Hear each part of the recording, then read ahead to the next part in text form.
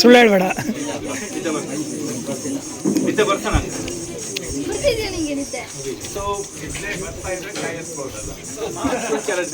ಸ್ವಲ್ಪ ಇಂಟ್ರಾಕ್ಟಿವ್ ಇಟ್ಕೊಂಡ ಲೆಕ್ಚರ್ ತರ ಬೇಡ, ಎಲ್ಲರೂ ಮಾರ್ಕ್ಸ್ PhD ಸ್ಟೂಡೆಂಟ್ ಚಾಲೆಂಜ್ ಏನು ಯಾವ ಟಾಪಿಕ್ ಮೇಲೆ ವರ್ಕ್ ಮಾಡ್ತೀನಿ ಕ್ವಿಕ್ ಆಗಿ ಹೇಳ್ತಾ ಟಾಪಿಕ್ ಏನು ಮಾಸ್ಟರ್ಸ್ ನಿಮ್ಗೆ ಇಂಟ್ರೆಸ್ಟ್ ಇರೋ ಟಾಪಿಕ್ ಯಾವುದು, ಯಾವ ಸಬ್ಜೆಕ್ಟಲ್ಲಿ ಇದೆ ಇಂಟ್ರೆಸ್ಟ್? ಯಾವ ಸಬ್ಜೆಕ್ಟ್ ಇದೆ ನಿಮಗೆ? ಮೈಕ್ರೋಬಯಾಲಜಿ, ಅಗ್ರಿಕಲ್ಚರ್, ಆಮೇಲೆ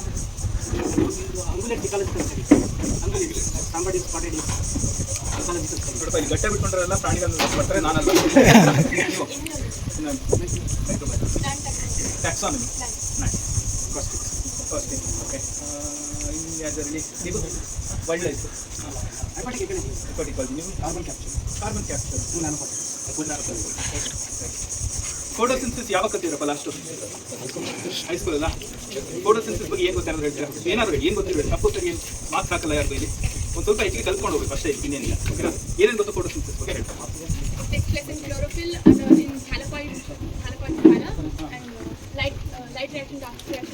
ಓಕೆ, ಸೇಫ್ ರ್ಯಾಪ್ ಮಾಡ್ಬೋದು, ಒಂದಷ್ಟು ಮೇನ್ ಟರ್ಮ್ಸ್ ಹೇಳಿದ್ದೀರಾ, ಗುಡ್. ಆಮೇಲೆ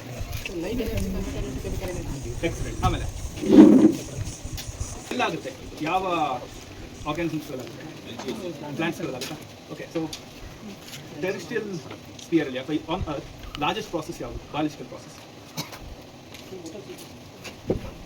ಇದು ಚೀಟಿಂಗ್ ಸೊ ಲಾರ್ಜೆಸ್ಟ್ ಪ್ರಾಸೆಸ್ ಯಾವುದು ಅಂದರೆ ಕಾರ್ಬನ್ ಕ್ಯಾಪ್ಚರ್ ಮಾಡ್ಕೊಳ್ಳುವಂತಹ process. Any life process on the planet largest flux photosynthesis. ಈಗೆಲ್ಲ ನೋಡ್ತಾ ಇದ್ದಾರೆ ಪ್ಲಾಂಟ್ಸ್ ಸುಮ್ಮನೆ ಕೂತಿರ್ತಾನೆ, ಎಲ್ಲ ಕಾರ್ಬನ್ ಕ್ಯಾಪ್ಚರ್ ಮಾಡ್ತಾರೆ, ಕಾರ್ಬನ್ ಡೈಆಕ್ಸೈಡ್ನ ಹೀರ್ಕೊಂಡು ಅದನ್ನು ಬೇರೆ ಬೇರೆ ಶುಗರ್ ಫಾರ್ಮ್ಗೆ ಕನ್ವರ್ಟ್ ಮಾಡ್ತಾ ಇದ್ದೇವೆ. ಅದು ಎಲ್ಲ ಬೇರೆ ಬೇರೆ ಕಾಂಪೊನೆಂಟ್ಸ್ ಆಗಿ ಕ್ರಿಯೇಟ್ ಆಗ್ತಾ ಇದೆ. ಜೊತೆಗೆ ಇವುಗಳನ್ನ ಪ್ರೈಮರಿ ಪ್ರೊಡ್ಯೂಸರ್ಸ್ ಅಂತ ಹೋದ ಗೊತ್ತಲ್ಲ, ಅವುಗಳನ್ನ ಹರ್ಬಿವರ್ಸ್ಗಳು ತಿಂತವೆ, ಅವುಗಳನ್ನ ಕಾರ್ನಿವರ್ಸ್ಗಳು ತಿಂತವೆ. ಎಫೆಕ್ಟಿವ್ಲಿ ಎಲ್ಲ ಎನರ್ಜಿ ಸೋರ್ಸ್ ಪ್ಲಾಂಟ್ಸಿಂದ ಬರುತ್ತೆ. ಪ್ಲಾಂಟ್ಸಿಗೆ ಎಲ್ಲಿಂದ ಬರುತ್ತೆ ಎನರ್ಜಿ? ಸನ್ಲೈಟ್ ಇಂದ. ಎಕ್ಸಾಕ್ಟ್ಲಿ, ಇಷ್ಟೊಂದು ಸನ್ಲೈಟ್ ಇದೆ. So on earth natural process of energy capture for life ಒಂದೇ ಒಂದು ಪ್ರಾಸೆಸ್, ಯಾವುದು? ಫೋಟೋಸಿಂಥಸಿಸ್. ಓಕೆನಾ? ಸೆಕೆಂಡ್ ಲಾರ್ಜೆಸ್ಟ್ ಪ್ರಾಸೆಸ್ ಯಾವುದು? ನೀವು ಗೊತ್ತಿಟ್ಕೊಂಡು ಆಮೇಲೆ ಹೇಳಿ, ಇದು ನಿಮ್ಗೊಂದು ಅಸೈನ್ಮೆಂಟ್. ಯಾವಾಗ ಗೊತ್ತಾಗುತ್ತೆ ಅವ್ರು ಹೇಳಿ. First major process photosynthesis. ಓಕೆನಾ? ಎಲ್ಲಿ ಫೋಟೋಸಿಂಥಸಿಸ್ ಆಗುತ್ತೆ? ಯಾವ part of the plant? Leaves. ಈಗ ರಾಘವೇಂದ್ರ ಅವರು ನಿಮಗೆ ಸ್ಟೆಮ್ ಮೇಲೆ ಒಂದು ರಿಂಗ್ ಇಟ್ಟು ತೋರಿಸಿದ್ರು, ಅಲ್ಲಿ ಏನು ಮೆಷರ್ ಮಾಡ್ತಾರೆ ಅವರು? ಕಾರ್ಬನ್ ಸ್ಟೋರೇಜ್ ಕ್ಯಾಪ್ಚರ್ ಆಗುತ್ತಾ? ಅದು ಗ್ರೀನ್ ಇದ್ರೆ ಆಗ್ಬೋದು, ಗ್ರೀನ್ ಇತ್ತು ಅಂದರೆ ಆಲ್ಗಿ ಇತ್ತು ಅಂದರೆ ಆಗುತ್ತೆ. ಬಟ್ ನಾಲ್ಗಿ ರೆಸ್ಪಿರೇಷನ್ ಮೆಷರ್ ಮಾಡ್ತಾರೆ, ರಿಲೀಫ್ ಆಫ್ ಮೆಷರ್ ಮಾಡ್ತಾರೆ. ಸಣ್ಣ ರಾಘವೇಂದ್ರ ಮತ್ತಿನೆಲ್ಲಿ ಫೋಟೋಸಿಂಥಸಿಸ್ ಆಗುತ್ತೆ? ಯಾವ ಆರ್ಗನ್ಸ್ ಫೋಟೋಸಿಂಥಸಿಸ್? ಆಮೇಲೆ ಆನ್ ಅರ್ತ್ ಟೋಟಲ್ ಆಕ್ಸಿಜನ್ ಎಷ್ಟು ಪರ್ಸೆಂಟೇಜ್ ಇವಾಗ? 21%. ಪಾಯಿಂಟ್ ಎಲ್ಲ ಬೇಡ, ಏನು ಮಾರ್ಕ್ಸ್ ಸಿಗಲ್ಲ, ಏನು ವಿಶೇಷ ಇಲ್ಲ. 21%. ನೈಟ್ರೋಜನ್ ಎಷ್ಟಿದೆ? 78. About 2.5 billion years ago photosynthesis evolve ಆಗಿರಲಿಲ್ಲ. ಆವಾಗ ಆಕ್ಸಿಜನ್ ಕಾನ್ಸಂಟ್ರೇಷನ್ ನಮ್ಮ ಅರ್ತ್ ಮೇಲೆ 0. ಈಗ 21%. ಇದು ಆಗಿರುವಂಥದ್ದು ಫೋಟೋಸಿಂಥಸಿಸ್ ಮೂಲಕ. ಭೂಮಿ ಮೇಲೆ ಅತಿ ಹೆಚ್ಚು ಫೋಟೋಸಿಂಥಸಿಸ್ ಮಾಡುವಂಥ ಇಕೋಸಿಸ್ಟಮ್ ಯಾವುದು? ಓಷನ್. ಓಷನಿಕ್ ಆಲ್ಗೆ, ಓಷನಿಕ್ ಫೈಟೋಪ್ಲಾಂಕ್ಟನ್ಸ್, ಇವುಗಳು maximum amount of carbon capture ಮಾಡ್ತಾರೆ. ಸೆಕೆಂಡ್ ಲಾರ್ಜೆಸ್ಟ್ ಟೆರೆಸ್ಟ್ರಿಯಲ್ ಫಾರೆಸ್ಟ್, ಅದರಲ್ಲೂ ಟ್ರಾಪಿಕಲ್ ಫಾರೆಸ್ಟ್ ನಾವೇನಿದ್ದೀವಲ್ಲ ಇವಾಗ, is the largest carbon capture process on this planet. Photosynthesis ಯಾಕೆ ಮೆಷರ್ ಮಾಡಬೇಕು? ಯಾಕೆ ಮೆಷರ್ ಮಾಡಬೇಕು? ಹೇಗೆ ಮೆಷರ್ ಮಾಡಬೇಕು? ಈಗ ಇಲ್ಲ ಟ್ರೀ ಮೆಷರ್ಮೆಂಟ್ ಎಲ್ಲ ತೋರಿಸ್ತಾರೆ ಅವರು, ಹೇಗೆ ಡೆಂಡ್ರಾಮೀಟರ್ ಹಾಕೋದು, ಹೇಗೆ ಹೈಟ್ ಮೆಷರ್ ಮಾಡೋದು, ರೂಟ್ ಮೆಷರ್ ಮಾಡೋದು, ಎಲ್ಲ ಡೀಟೇಲಾಗಿ ತೋರಿಸ್ತಾರೆ. ಅವೆಲ್ಲ ಯಾಕೆ ಮಾಡಬೇಕು ನಾವು? ಎನರ್ಜಿ ಯಾಕೆ ನಿಂತಿರ್ ಗೊತ್ತಾಗ್ತದೆ? ಎನರ್ಜಿ ಓಕೆ, ಮೇ ಬಿ ನೀವು ಪೂರ್ತಿ ಫುಡ್ ಸೈಕಲ್ ಸ್ಟಡಿ ಮಾಡಿದ್ರೆ ಆಗ್ಬೋದು. ಬಟ್ ಇಲ್ಲಿ ಇವ್ರು ಯಾಕೆ ಮಾಡ್ತಿದ್ರು? ಒಂದು 50,000 ಟೈಮ್ಸ್ ಹೇಳಿದ್ರಪ್ಪ ಅವರು, ಅದೇ ಪದನ ರಿಪೀಟ್ ಮಾಡಿದ್ರು ಅದನ್ನು. ಎಸ್, ಅದೊಂದು ಎಕಲಾಜಿಕಲ್ ಕ್ವೆಶ್ಚನ್ ಅಂತ ಅನ್ಕೊಂಡು. ಬಟ್ ಕಾರ್ಬನ್ ಡೈನಮಿಕ್ಸ್ ಅರ್ಥ ಮಾಡ್ಕೋಕ್ಕೆ, ಟೆರೆಸ್ಟ್ರಿಯಲ್ ಕಾರ್ಬನ್ ಸೈಕಲ್ ಅರ್ಥ ಮಾಡ್ಕೊಳ್ಳೋದಕ್ಕೆ ಯಾಕೆ ಅರ್ಥ ಮಾಡ್ಕೊಳ್ತಾ ವಿಶೇಷ ಅವಶ್ಯಕತೆ ಇದೆ. ಒಳ್ಳೆ ತಂಬಳಿ ಊಟ ಸಿಗ್ತಾ ಇದೆ, ಮರಗಳಲ್ಲಿ ಯಾಕೆ ಹೋಗ್ಬೇಕು ನಾವು? ಯಾಕೆ ಡಿಸ್ಟ್ರಕ್ಷನ್ ಒಂದು ಮಟ್ಟಕ್ಕೆ, ಸೊ ಕನ್ಸರ್ವೇಷನ್ ಒಂದು ಬಟ್ ತುಂಬ ಬೇಸಿಕ್ ಮಟ್ಟದಲ್ಲಿ ಕಾರ್ಬನ್ ಸೈಕಲ್ ಯಾರು ಹೇಳಿದ್ದು? ನೀವೆಲ್ಲ ಹಾಳು ಮಾಡ್ತೀರಪ್ಪ, ನೀವು ರಾಘವೇಂದ್ರ ಸೇರ್ಕೊಂಡು ಎಲ್ಲ ಉತ್ತರ ಕೊಟ್ಟ. ಯಾಕೆ ಸರಿ ಮಾಡಬೇಕು? ಗ್ಲೋಬಲ್ ವಾರ್ಮಿಂಗ್ ಅಂದ್ರೆ ಏನು? ಸಬ್ಸ್ಟಿಟ್ಯೂಷನ್ ಮಾಡ್ಕೊ ಆಮೇಲೆ ಅದು ಗ್ಲೋಬಲ್ ವಾರ್ಮಿಂಗ್ ಅಂದ್ರೆ ಏನು? ಪದದಲ್ಲೇ ಇದೆ, ಕನ್ನಡದಲ್ಲಿ ಹೇಳು, ಇಂಗ್ಲೀಷ್ ಬರುತ್ತೆ. ಯಾವಾಗ ಕಂಪೇರ್ ಮಾಡಿದ್ರೆ ಹೋದ ವರ್ಷ ಬೇಸಿಗೆ ಜಾಸ್ತಿ ಇತ್ತು, ಈ ವರ್ಷ ಕಡಿಮೆ ಇದೆ. ಸೊ ತಾಪಮಾನ ಏರಿಕೆ ಆಯ್ತು ಆಗಲಿಲ್ಲ, ಇವಾಗಲೇ ಮಳೆ ಬೀಳ್ತಾ ಇದೆ. ಯಾಕೆ ಶುರು ಮಾಡೋದು? ಎಲ್ಲ ಕ್ಲೈಮೇಟ್ ಚೇಂಜ್ ಅಂತ ರಾಘವೇಂದ್ರ ಬಾದವ್ರು ಹೇಳೋದನ್ನು ಕೇಳ್ತಾ ಇದ್ರು. ಯಾಕೆ ಶುರು ಮಾಡೋದು? ಹೇಗೆ ತಾಪಮಾನ ಏರಿಕೆ ಆಗಿದೆ ಅಂತ ಹೇಗೆ ನೀವು ಡಿಟರ್ಮೈನ್ ಮಾಡ್ತೀರಿ? ಯಾವ ಆಮೇಲೆ ನೀವೇನು ಹೇಳ್ತಾ ಇದ್ದೀರಿ? ಹಿಸ್ಟಾರಿಕಲ್ ಟೆಂಪರೇಚರ್ ಅಲ್ಲಿ ಬರೋಣ. ಬಟ್ ಜನರಲಿ ನಾವೀಗ ತಾಪಮಾನ ಏರಿಕೆ ಆಗಿದೆ, ಜಾಗತಿಕ ತಾಪಮಾನ ಏರಿಕೆಯ ಕಾರಣದಿಂದ ಮಳೆ ವ್ಯತ್ಯಯವಾಗಿದೆ ಅಂತ ರೇಡಿಯೋದಲ್ಲಿ ಕೇಳಿರ್ತಾರೆ. ರೇಡಿಯೋ ಏನು ಅಂತ ಗೊತ್ತಾ ನಿಮಗೆಲ್ಲ? ಇನ್ಸ್ಟಾಗ್ರಾಮ್ ರೀಲ್ಸ್ ಅದೆಲ್ಲರೂ ಗೊತ್ತಿರುತ್ತೆ. ಎನಿವೆ, ಜಾಗತಿಕ ತಾಪಮಾನ ಏರಿಕೆ ಅಂತ ಹೇಳ್ತಾರೆ. ತಾಪಮಾನ ಯಾವ ಪೀರಿಯಡ್ ಇಂದ ನಾವು ಏರಿಕೆ ಆಗಿದೆ ಅಂತ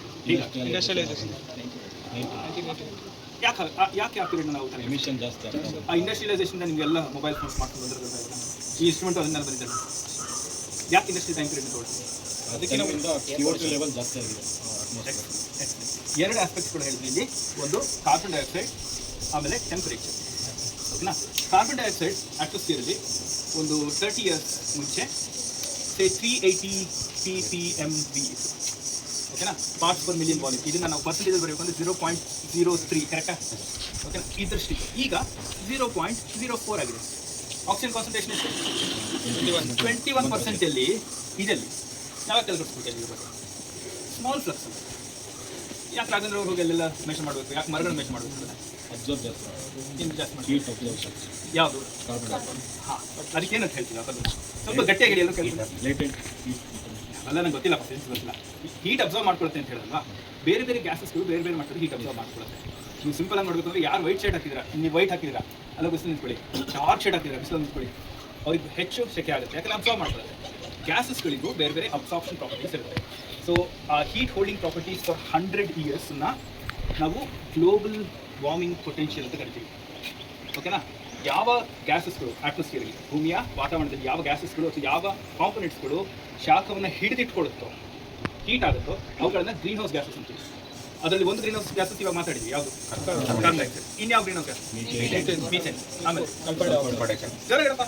ವಾಟರ್ ವೇಪರ್. ಆಮೇಲೆ ಸಾಕಷ್ಟಿದೆ. ಓಕೆನಾ? Main water vapour, carbon dioxide. Carbon dioxide ಯಾಕೆ ತಲೆ ಕಟ್ಸ್ಕೊಂಡಿಲ್ಲ?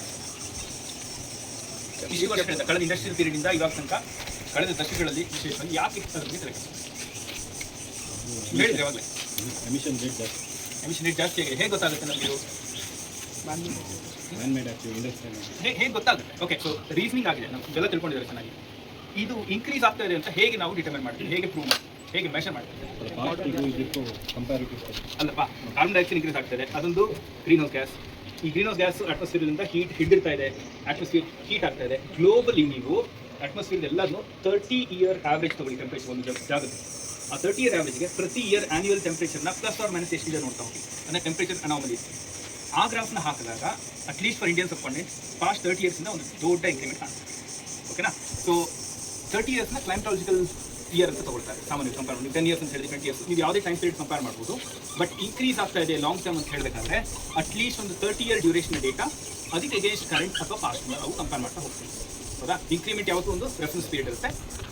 ಅನಾಮಲಿ ಯಾವಾಗ ಮೆಷರ್ ಮಾಡ್ತೀವಿ ಅಲ್ಲಿ ರೆಫರೆನ್ಸ್ ಪೀರಿಯಡ್ ಕೊಟ್ಟಿರ್ತಾರೆ. ಓಕೆನಾ? ಕಾರ್ಬನ್ ಡೈಆಕ್ಸೈಡ್ಗೆ ಟೆಂಪರೇಚರ್ ಇನ್ಕ್ರೀಸ್ ಆಗ್ತಾ ಇದೆ, ಬಟ್ ಕಾರ್ಬನ್ ಡೈಆಕ್ಸೈಡ್ ಬಂದಿದ್ದೆಲ್ಲಿಂದ ಅಟ್ಮಾಸ್ಫಿಯರ್ ಯಾಕೆ ಜಾಸ್ತಿ ಆಗ್ತಾ ಇದೆ? ನಂಗೆ ಕಿವಿ ಕೇಳ್ತಿಲ್ಲಪ್ಪ, ಜ್ವರ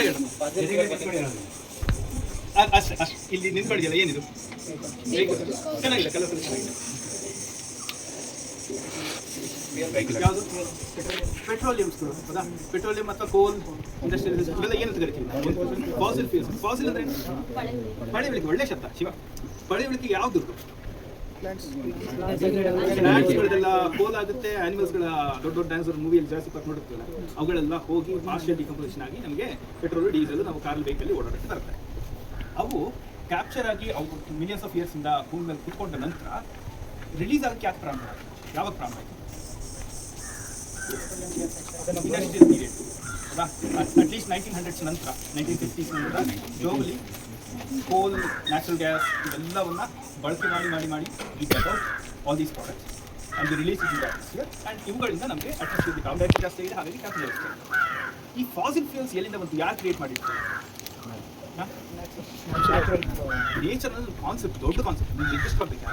ಡಿಕಂಪೋಸಿಷನ್ ಪ್ರೈಮರಿ ಯಾರು ಪ್ರೈಮರಿ ಇಲ್ಲ, ನೀವು ಬಾಲೂರ್ ಕಡೆ ಹೋಗ್ಬೇಕಿಲ್ಲ, ಸ್ವಲ್ಪ ನಮ್ಮ ಕಡೆ ಯಾರು ಕ್ರಿಯೇಟ್ ಮಾಡಿದ್ರು? ಸರಿ, ಡಿಕಂಪೋಸಿಷನ್ ಆಗಿತ್ತು. ಯಾವುದರಿಂದ? ಯಾವ ಆನಿಮಲ್ಸ್ ಡಿಕಂಪೋಸ್ ಆಯಿತು, ಪ್ಲಾಂಟ್ಸ್ಗಳು ಡಿಕಂಪೋಸ್ ಆಯಿತು. ಆ ಪ್ಲಾಂಟ್ಸ್ಗಳು ಮತ್ತು ಆನಿಮಲ್ಸ್ಗಳು ಎಲ್ಲಿಂದ ಎನರ್ಜಿನ ಪಡ್ಕೊಂಡು, ಎಲ್ಲಿಂದ ಕಾರ್ಬನ್ ಕ್ಯಾಪ್ಚರ್ ಮಾಡಿದ್ರು? ಎನರ್ಜಿ ಎಲ್ಲಿಂದ ಬಂತು? ಪ್ರಾಸೆಸ್ ಯಾವುದು? Photosynthesis, largest process. Photosynthesis is also the reason for all your fossil fuels. ನೀವೆಲ್ಲ ಕಾರಲ್ಲೆಲ್ಲ ಬಂದ್ ಮಾಡ್ತೀವಲ್ಲ coal, it is historic photosynthesis burn now. ಇದು ಮಾಡ್ತಾ ಇರೋ ಪ್ರಾಸೆಸ್, ಓಕೆನಾ? So photosynthesis is at the core of all your fossil fuels and also the carbon cycle right now. ನಾವು ಇಲ್ಲಿ measure ಮಾಡ್ತೀವಿ, ಯಾವುದೇ ಪ್ಲಾಂಟ್ ಮೆಷರ್ ಮಾಡ್ತೀವಿ. ಸಣ್ಣ ಸಾಕು ಇರ್ಬೋದು, ಚಿಕ್ಕದೊಂದು ಡ್ರಾಪ್ ಪ್ಲಾಂಟ್ ಇರ್ಬೋದು, ಇವುಗಳಲ್ಲಿ ನಾವು ಫೋಟೋಸಿಂಥಸಿಸ್ ಮೆಷರ್ ಮಾಡ್ತೀವಿ, ಓಕೆನಾ? ಇಷ್ಟು ಸಾಕು ಬ್ಯಾಕ್ಗ್ರೌಂಡು ಫೋಟೋಸಿಂಥಸಿಸ್ ಇಂಪಾರ್ಟೆನ್ಸ್ ಬಗ್ಗೆ. ಈಗ ಯಾರಾದ್ರೂ ಸಮರೈಸ್ ಮಾಡ್ತೀರಾ? ಏನು ಹೇಳಿದ್ರಿ ಇವಾಗ? ಎಲ್ಲಿಂದ ಎಮಿಷನ್, ಎಲ್ಲಿಂದ ಅಂತ ಹೇಳಿ. Fossil fuels emission, industrial emission ಆದಾಗಿಂದ ಕಾರ್ಬನ್ ಡೈಆಕ್ಸೈಡ್ ಎಮಿಷನ್ ಆಗಿದೆ. ಅದರಿಂದ ಇಷ್ಟು ಗ್ಲೋಬಲಿಗೆ ಎಫೆಕ್ಟ್ ಆಗ್ತದೆ, ಟೆಂಪ್ರೇಚರ್ ಇನ್ಕ್ರೀಸ್ ಆಗಿದೆ. ನೀವು ಒಳ್ಳೆ ಕ್ಲೈಮೇಟ್ ಆಕ್ಟಿವಿಸ್ಟ್ ಆಗ್ತೀರಾ, ಬಟ್ ನಾನು ಹೇಳಿಲ್ಲ ಇವತ್ತು. ಏನು ಹೇಳಿದೆ ಇವತ್ತು ಹೇಳಿ? ಫೋಟೋಸಿಂಥಸಿಸ್ ಲಿಂಕ್ ಮಾಡಿ. ಫೋಟೋಸಿಂಥಸಿಸ್ ಪ್ರೈಮರಿ ಕಾರ್ಬನ್ ಕ್ಯಾಪ್ಚರಿಗೆ ಜೊತೆಗೆ ಫಾಸಿಲ್ ಫ್ಯೂಯಲ್ಸ್ಗಳಿಗೂ ಲಿಂಕ್ ಮಾಡಿ, ಹೌದಾ? ನೀನು ಹೇಳ್ಬಿಡ ಬಾರಪ್ಪ ಹೋಗಿ. ಸೊ ಅದಕ್ಕೆ ಉತ್ತರ ಗೊತ್ತಿಲ್ಲ, ಓಕೆನಾ? ಸೊ ಫಾಸಿಲ್ ಫ್ಯೂಯಲ್ಸ್ಗಳು ಮತ್ತೆ ಕರೆಂಟ್ಲಿ ಕ್ಲೈಮೇಟ್ ಚೇಂಜ್ ಆಗ್ತಾ ಇರೋದು, ಫಾರೆಸ್ಟ್ ಏನೇನು ಫಂಕ್ಷನ್ ಮಾಡ್ತಾರೆ ಅದನ್ನ ಅರ್ಥ ಮಾಡ್ಕೊಳ್ಳೋದಕ್ಕೆ ಫೋಟೋಸಿಂಥಸಿಸ್ ಮೆಷರ್ ಮಾಡ್ತೀವಿ. ಕ್ರಾಪ್ಸ್ಗಳು ಮೆಷರ್ ಮಾಡಬೇಕಾ? ಮಾಡ್ಬಾರ್ದು. ಏನು ಮೆಷರ್ ಮಾಡಬೇಕು? ಕ್ರಾಪ್ಸಲ್ಲಿ ಫೋಟೋಸಿಂಥಸಿಸ್ ಮೆಷರ್ ಮಾಡ್ತಾರೆ ಹೇಗೆ? ಸರ್, ಈ ಫೋಟೋಸಿಂಥಸಿಸ್ ಪ್ರಾಸೆಸ್ಗೆ ಬರೋಣ. ಫೋಟೋಸಿಂಥಸಿಸ್ ಏನೇನಾಗುತ್ತೆ ಅವಾಗಲೇ ಹೇಳಿದ್ರಿ, ವಾಪಸ್ ಮತ್ತೆ ಹೇಳಿ. ಹೌದು, ಫೋಟೋಸಿಂಥಸಿಸ್ ಏನಾಗುತ್ತೆ? ಲೈಟ್ ಅಬ್ಸರ್ವ್ ಮಾಡ್ಕೊಂಡು ಗುಡ್, ಅಲ್ಲಿ ಬರೋಣ. ಹೋಲ್ಡ್ ಮಾಡಿಬಿಡಿ ಅಲ್ಲ. ಲೈಟ್ ಅಬ್ಸಾರ್ಪ್ಷನ್ ಆಗುತ್ತೆ, ನಂಬರ್ 1, ಹೌದಾ? ಸೊ ಇಂಗ್ರೀಡಿಯೆಂಟ್ಸ್ ಏನು ಬೇಕು? ಲೈಟ್ ಬೇಕು. ಆಮೇಲೆ next conversion of energy. Light ಬಂತು. ಇಂಗ್ರೀಡಿಯೆಂಟ್ಸ್ ಏನು ಬೇಕು? ರಾ ಮೆಟೀರಿಯಲ್ಸ್ ಏನು ಬೇಕು? ಕ್ಲೋರೋಫಿಲ್ ಪಿಗ್ಮೆಂಟ್, ಕಾರ್ಬನ್ ಡೈಆಕ್ಸೈಡ್ ತಾನೆ, ಅದೇ ತಾನೇ ನಾನು ತಲೆ ಕೆಡಿಸ್ಕೊಳ್ತಾರೆ, ಹೌದಾ? ಕಾರ್ಬನ್ ಡೈಆಕ್ಸೈಡ್, ಲೈಟ್, ಆಮೇಲೆ ಪಿಗ್ಮೆಂಟ್, ಕ್ಲೋರೋಫಿಲ್.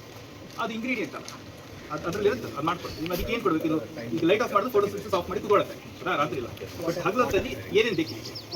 ವಾಟರ್ ಬೇಕು, ಕಾರ್ಬನ್ ಡೈಆಕ್ಸೈಡ್ ಬೇಕು, ಆಮೇಲೆ ಲೈಟ್ ಬೇಕು, nutrients, okay, over all planting, but just with processing, leaf level, ಓಕೆನಾ? ಸೊ ನೀವು ಫೋಟೋಸಿಂಥಸಿಸ್ ಪ್ರಾಸೆಸ್ ಹೇಳಿದ್ರು ಅವರು. ಫೋಟೋಸಿಂಥಸಿಸ್ 2 ಪಾರ್ಟ್ ಇದೆ, 2 ಸೆಕ್ಷನ್ಸ್ಗಳಿದೆ. ಟೋಟಲ್ ಪ್ರಾಸೆಸ್ ಒಂದು, ಅದರಲ್ಲಿ 2 ಭಾಗ ಇದೆ, ಓಕೆನಾ? ಯಾವ್ದಪ್ಪ ಅದು? First is light reaction, then dark reaction. ಸ್ವಲ್ಪ ಗಟ್ಟಿ ಹೇಳ. First is light reaction, then comes dark reaction. Light reaction ಅಂದ್ರೇನು? So, in that separation of water, I guess so. I don't remember properly. I guess water separation. Yes, okay. ಆಮೇಲೆ ಯಾವ organ ಆಗುತ್ತೆ? ಅಲ್ಲಿಗೆ ಬರೋಣ. Leaves ಎಲ್ಲಿ ಆಗುತ್ತಪ್ಪ? ಲೀವ್ಸ್ಗಳಾಗುತ್ತೆ, ಹೌದಾ? ಲೀವ್ಸ್ನ cross section ತಗೊಂಡಾಗ 2 layer ಬರುತ್ತಲ್ಲ, ಯಾವುದು? ಎಪಿಡರ್ಮಿಸ್ ಇರುತ್ತೆ, ಈಗಿಂದೊಂದಷ್ಟು ಸೆಲ್ಸ್ಗಳಿರುತ್ತೆ, ಇದು ಎಪಿಡರ್ಮಿಸ್, ಇದು ಸ್ಟೊಮೇಟ್ಸ್ ಇರುತ್ತೆ ಅನ್ಕೊಳ್ಳಿ. ಇಲ್ಲೆಲ್ಲ ಈಗೆಲ್ಲ ಸೆಲ್ಸ್ಗಳು ಡಿಸ್ಟ್ರಿಬ್ಯೂಟ್ ಆಗಿರುತ್ತೆ. ಇದೊಂದು ಲೇಯರು, ಇದೊಂದು ಲೇಯರು. ಇದನ್ನೇನಂತ ನಿಮಗೆಲ್ಲ ಹೈಸ್ಕೂಲಲ್ಲಿ ಇತ್ತಪ್ಪ ಇದು. ಪ್ಯಾರೆಂಥೆಮ ಕೇಳಿದಿರಾ? ಪ್ಯಾಲ್ಸೇಡ್ ಮತ್ತೆ ಸ್ಪಾಂಜಿ ಪ್ಯಾರೆಂಥೆಮ ಕೇಳಿದಿರಾ? ಇದರಲ್ಲಿ ಈ ಪ್ರತಿ ಸೆಲ್ಲಲ್ಲಿ ಕ್ಲೋರೋಪ್ಲಾಸ್ಟ್ ಇರುತ್ತೆ, ಡಬಲ್ ಮೆಂಬ್ರೇನ್ ಸ್ಟ್ರಕ್ಚರ್ಸ್. ಕ್ಲೋರೋಪ್ಲಾಸ್ಟ್ಗಳಲ್ಲಿ ಥೈಲಪಾಯ್ಡ್ಸ್ಗಳು ಇರುತ್ತೆ, ಹೌದಾ? ಆ ಮೆಂಬ್ರೇನ್ ಮೇಲೆ ಪಿಗ್ಮೆಂಟ್, ಪ್ರೋಟೀನ್, ಎಸ್.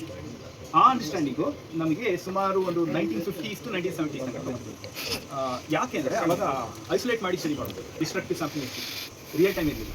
ಸೊ ಈ ಥೈಲಕಾಯ್ಡ್ ಮೆಂಬ್ರೇನ್ಸ್ಗಳ ಮೇಲೆ ಈ ಪದಗಳನ್ನು ಗಮನಿಸಿ. ಪಿಗ್ಮೆಂಟ್, ಪ್ರೋಟೀನ್ ಕಾಂಪ್ಲೆಕ್ಸಸ್ಗಳು ಡಿಸ್ಟ್ರಿಬ್ಯೂಟ್ ಆಗಿರುತ್ತೆ.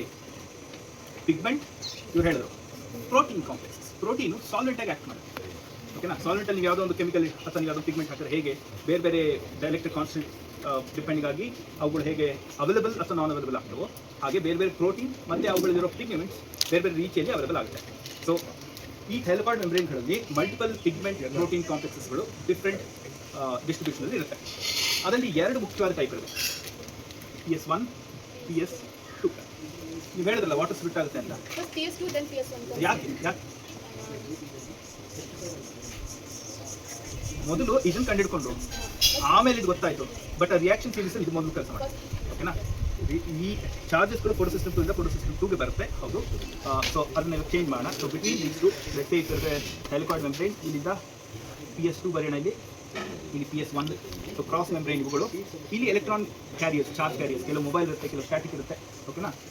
ಇಲ್ಲಿ ಲೈಟ್ ಅಬ್ಸಾರ್ಬ್ ಆಗುತ್ತೆ, ಇಲ್ಲೂ ಅಬ್ಸಾರ್ಬ್ ಆಗುತ್ತೆ ಲೈಟ್, ಓಕೆನಾ. Both of them absorb light and then this leads to splitting of water into H+ proton ಮತ್ತೆ ಆಕ್ಸಿಜನ್ ಫ್ರೀ ರಾಡಿಕಲ್ಸ್. ಇಲ್ಲಿ ಒಳಗಡೆ ರಿಯಾಕ್ಷನ್ ಸೆಂಟರ್ ಅಂತ ಕರಿತೀವಿ ನಾವು, ಸ್ಪ್ಲಿಟ್ ಮಾಡುವಂಥದ್ದು ಮತ್ತೆ ಈ ಎಕ್ಸೈಟ್ ಆಗಿ ಎಲೆಕ್ಟ್ರಾನ್ಸ್ಗಳು ಬರುವಂಥದ್ದು, ಚಾರ್ಜ್ ಹೀಗೆ ಡಿಸಿಪೇಟ್ ಆಗುತ್ತೆ ಮತ್ತೆ ಇಲ್ಲಿಂದ ರಿಲೀಸ್ ಆಗುತ್ತೆ. ಈ flow of electrons system next exactly. So ಇಲ್ಲಿಂದ ನೆಕ್ಸ್ಟ್ ಪಾರ್ಟ್, ಇಲ್ಲಿಂದ ಈ ಪ್ರೋಟಾನ್ಸ್ಗಳು ಜನರೇಟ್ ಆಗಿ ಹೊರಗೆ ಬರುತ್ತಲ್ಲ, ಇವುಗಳಿಂದ ನಾವು ಒಂದು ATP ಜನರೇಷನ್ ಪಂಪ್ ಅನ್ನು ಕ್ರಿಯೇಟ್ ಮಾಡ್ತೀವಿ, ಓಕೆನಾ. ಸೊ ATP ಜನರೇಟ್ ಆಗ್ತಾ ಇರೋದು ಇಲ್ಲಿಂದ ಈ ಲೈಟ್ ರಿಯಾಕ್ಷನ್ ಇಂದ, ಹೌದಾ. ಈ ಪ್ರೋಸೆಸ್ ನಮ್ಮ ಅರ್ತ್ ಮೇಲೆ ಪ್ರೈಮರಿಲಿ ಎನರ್ಜಿ ಕ್ಯಾಪ್ಚರ್ ಪ್ರೋಸೆಸ್ ಮಾಡ್ತಿರೋ ಲೈಫ್ ಪ್ರೋಸೆಸ್. ಇದಿಲ್ಲ ಅಂದರೆ ಎಲ್ಲೂ ನಾವು ನಡೆಯಲ್ಲ, ನಮ್ಮ ಭೂಮಿಯಲ್ಲಿರೋ ಯಾವುದೇ ಪ್ರಾಣಿಗಳು ಸಸ್ಯಗಳು ಯಾವುದೂ ಬದುಕಕ್ಕೆ ಸಾಧ್ಯ. This is the primary process. This created ATP and NADPH. ನಂತರದಲ್ಲಿ ಈ ATP ಮತ್ತು NADPHನ ತಗೊಂಡು on earth most abundant protein ಯಾವುದು?